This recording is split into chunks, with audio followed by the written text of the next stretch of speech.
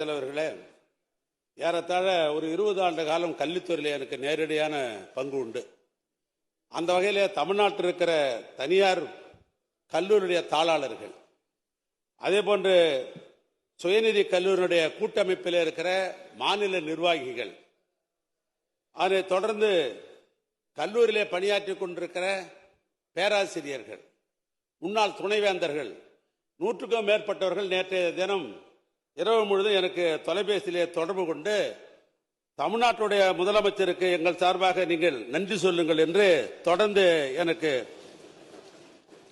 Phone மூலமாக செய்திகளை சொல்லிக் கொண்டிருந்தார்கள்.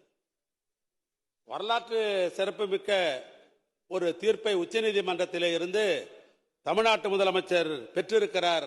அதற்காக எங்களுடைய நன்றியை தெரிவித்துக் கொள்ளுங்கள் என்று குறிப்பிட்டார்கள். குறிப்பாக நேற்று 9 மணிக்கு ஒரு பேராசிரியர்